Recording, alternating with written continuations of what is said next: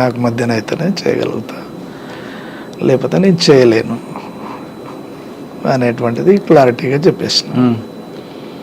చర్చలు వచ్చినాయి అదే టైంలో. చర్చలలో ఇక పూర్తిగా ఏపీటీ పెట్టిండు, ఆ పరావన్న ఈయన కలిసి మాట్లాడారు నాతో.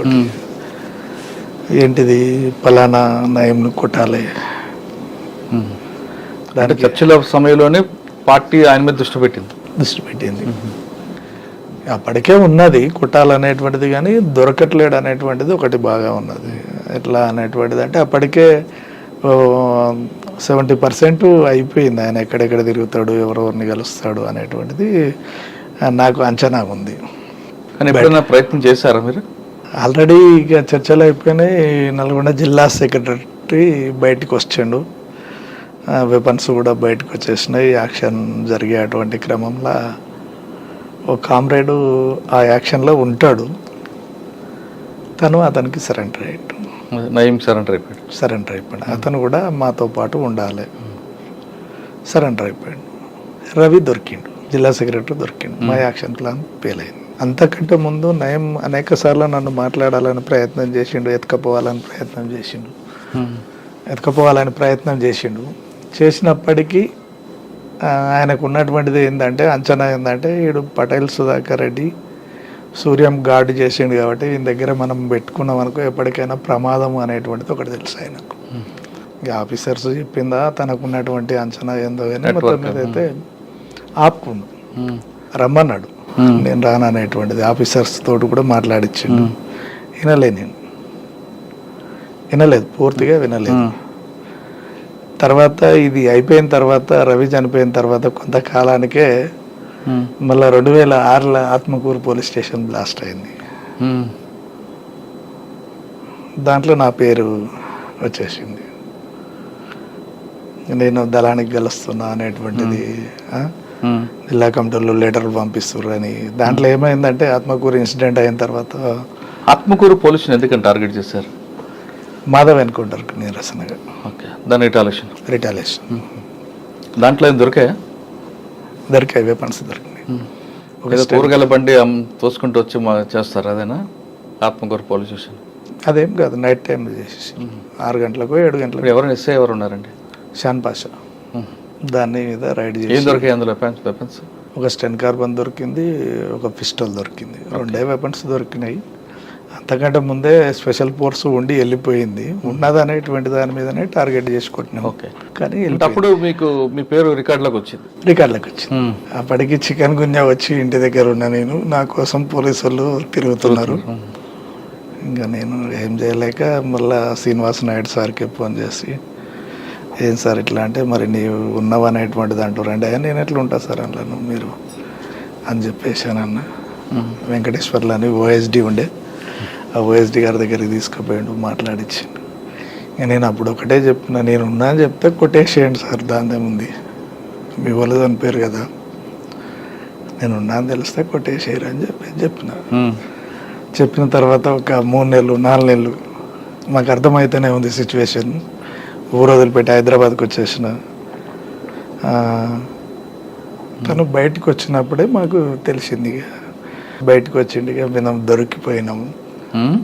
అప్పటికీ రాములతోటి చెప్తున్నా, రాములు ఖచ్చితంగా చెప్పేస్తాడు అనేటువంటి దాని అంచనా ఉంది నాకు, కొట్టిపడేద్దామని చెప్పేసినాం. తను అక్కడ ఇబ్రాహీంపట్నం ఎంపీపీ దగ్గరికి ఎవరి దగ్గరికి వస్తుండు, ఆన్నే లిఫ్ట్ చేసి కొట్టేస్తే అయిపోద్ది పోలీసు వాళ్ళకి ఆడికి పోకముందుకే అని చెప్పేసి అంటే, లేదు అతనితోటి నేనే పిలిపిస్తా దగ్గరికి, మాట్లాడదాంలే అని చెప్పేసానంటే డైరెక్ట్ ఎస్పీ దగ్గరికి సరెండర్ అయ్యిండు. తను పోలీస్ డిపార్ట్మెంట్కి చెప్తే మమ్మల్ని చంపేసేవాళ్ళు. నయంకి చెప్పిండు. ఎవరు? మహేష్. నయం ఏం చేసినట్టే డైరెక్ట్ ఫోన్లు మాకు చేసుడు పెట్టిండు. అటు రాములు బెదిరిస్తుండు, ఇటు నన్ను బెదిరిస్తుండు, భవనం శ్రీనివాసరెడ్డి అని ఉంటాడు, తనను బెదిరిస్తుండు. నేను హైదరాబాద్లోనే ఉన్నా, కర్మనగట్లో ఉంటున్నా. అన్న తెలిసింది అన్న నీ గురించి అన్నట్టు. తెలిసిందా అన్న? తెలిసింది. మంచిది అన్నానన్న. ఏడ ఉన్నావు నువ్వు? దిల్సుఖ్ నగర్లో ఉన్నావు కదా అన్న. నేను దిల్సుఖ్ నగర్లోనే ఉన్నా, టీ తాగుతున్నా. పోతే కర్మనగట్లో ఇంటి కాడికి రూమ్ కాడికి పోతా, ఇంకా అంతే అని చెప్పేసి అన్న. అంత ధైర్యంగా చేసి చెప్తున్నావు ఏందన్నా, నేను మనసులో పంపించుకో, పంపి అని అన్నా. ఫోన్ స్విచ్ ఆఫ్ చేసేసిన. స్విచ్ ఆఫ్ చేసి చిన్న బాబు మెసేజ్ చెప్పిన, ఏం లేదు జోబులో పైసలు ఉండాలి, ఎంత 3,025 ఉన్నాయి, చాలా రైట్. ఇక ఎక్కడ ఉంటే ఖచ్చితంగా పోలీసు వాళ్ళన్నా కొట్టేస్తారు, నయం కానీ కొట్టేస్తాడు, ఏది వద్దిగా బయటికి వెళ్దామని చెప్పేసి తీసుకున్న. కర్నూలు ఆడికి వచ్చిన, కర్నూలు బస్సు ఎక్కేసిన. బెంగళూరు బస్సు ఎక్కిన. కర్నూలు ఎక్కితే డౌట్ వస్తుందని చెప్పేసి బెంగళూరు బస్సు ఎక్కి కర్నూలులో నాకు తెలిసినటువంటి హోటల్, అక్కడ నాకు షెల్టర్లు ఉండే, కర్నూలులో అంతా తిరిగిన కాబట్టి నేను వచ్చిన వరకల్లా పోయి డోర్ కొట్టగానే తీసిరు. అక్కడే ఉన్నా 2 రోజులు 3 రోజులు 4 రోజులు. ఇంకా తనతోటే వేరే ఒక ఏపీటీ పెట్టి పలానా ఏరియా ముచ్చమార్ కాడ మనకు పలానా ఆయన ఉంటాడు, అక్కడ ఇచ్చిరండి, లెటర్ ఇచ్చిరండి అని చెప్పేసి ఒక లెటర్ రాసిన. నేను వేరే దగ్గర ఉంటానా అని చెప్పిన.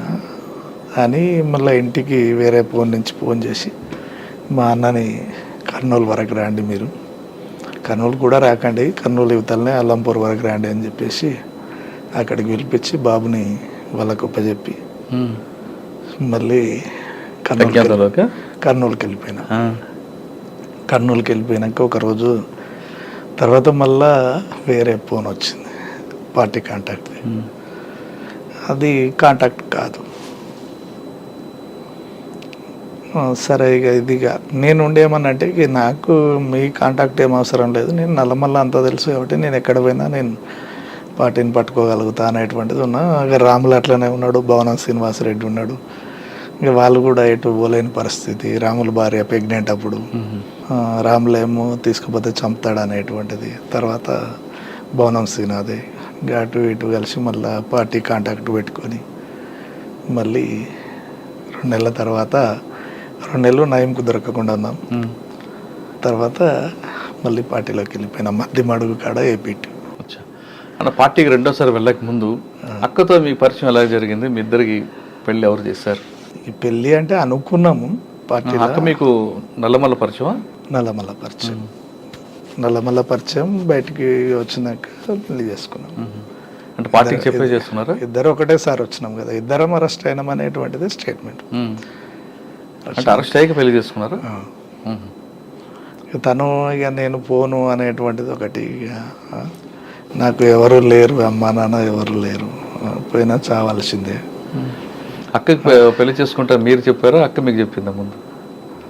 అందరూ పోలీస్ డిపార్ట్మెంట్ భార్యాభర్తలు అనుకుంటుంది అంతే. ఇంకా తీరా నేనే ఉండే ఇట్లా కాదు అనేటువంటిది అంటే ఇక తను ఇక ఖచ్చితంగా ఇక నేను పోలేను, నేను చచ్చిపోతా అన్నట్టు సర్లే ఇక ఉండని. ఎవరైతే ఎక్కడ పెళ్లి చేసుకున్నారు? ఇంటి దగ్గరనే చేసుకున్నాం. ఇక కలిసి ఉన్నాం అంతే, ఇంకా పెళ్ళి అనేటువంటిది ఏం లేదు, కలిసి సహజీవనం అంతే, భార్యాభర్తలు లెక్క. కానీ మీరు బయటకు వచ్చి అజ్ఞాతకు వెళ్ళిన తర్వాత నయీంకి మరైపు టార్గెట్ అయ్యారు మీరు? అంటే మీ చేతిలో నయీం ఎలా ఎస్కేప్ అయ్యాడు? ఎప్పుడైనా ఒక సంఘటన గుర్తుందా?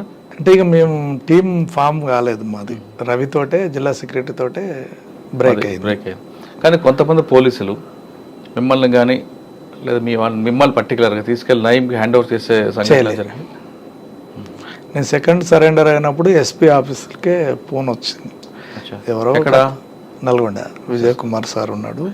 విజయ్ కుమార్ సార్. నేను ఇంకా మీడియా ముందుకు పోలేదు, ఎవరో ఒక ఆఫీసర్ వచ్చి ఇచ్చిండు, నాకు అంత పరిచయం లేదు. ఫోన్ మీకు ఇచ్చాడు? ఫోన్ మాట్లాడానంటే మాట్లాడమనంటే నేనుండి మాట్లాడినా, అన్న బాగున్నావా అనే వచ్చినావా, ఇంకా ముక్కలు చేస్తానంటే సరే మంచిది చేసుకోండి, చేయండి పర్వాలేదు అనేటువంటిది అని అన్న. తర్వాత మీకు ఎప్పుడు ఎదురుపడలేదా? ఎదురు పడలేదు నాకు. నేను ఇంకోటి ఏంటంటే అనేక సార్లు ఫోన్లు వచ్చినాయి, నేను రెస్పాండ్ ఇవ్వలేదు. మీడియాకు కూడా చెప్పలేదు, నేను మీడియాకు కూడా చెప్పలేదు, కూడా ఎక్కువ చెప్పలేదు. ఆయన బయటకు వచ్చాక ఖచ్చితంగా మిమ్మల్ని టార్గెట్ చేయాలి, చంపడం కోసం అయితే చస్తాడు అనేటువంటిది తెలుసు. చంపగలగడు, ఏం లేకున్నా నిరాయుధంగా ఉన్నా చంపుతాడు వాడు అనేటువంటిది తెలుసు. ఒకవేళ నయీం మీ మీద అటాక్ చేశాడు అనుకుంటే అప్పట్లో మీరు ఎలాగ దాన్ని చేయగలుగుతాం? ఎలా రిమూవ్ చేయాలి. అంటే ఆయన రాడు కదా, మిమ్మల్ని ఏదో రకంగా ట్రాప్ చేస్తాడు, తీసుకెళ్ళి ఆయనకి హ్యాండ్ ఓవర్ చేస్తారు. అర్థమవుతుంది కదా మనకు, మనం ఇప్పుడు మన వైపు ఎవరున్నారు, ఏం చేస్తారు అనేటువంటిది క్లారిటీగా ఒక క్లారిటీ ఉంటుంది. అంటే కొత్త పరిచయం, కొత్త పరిచయాలు ఎక్కడి అనేటువంటిది. ఇంకోటి దరిదాపు కూడా తనతోటి పరిచయాలు ఉన్నటువంటి వ్యక్తులను కూడా నేను అవాయిడ్ చేసేది. ఓకే. అంటే నయీం మీద మీకు ఆల్రెడీ ఒక అభిప్రాయం ఉంది, ఆయన బెదిరింపులు ఇవన్నీ కూడా. ఆయన ఎన్కౌంటర్ అయిన తర్వాత మీకు ఏమనిపించింది? ఎప్పటికైనా చావాల్సిన వాడే అనిపించింది. మా చేతిలో చచ్చేటోడు ఎక్కడో చచ్చింది కదా అనేటువంటిది కొంత మిగిలి ఉండే.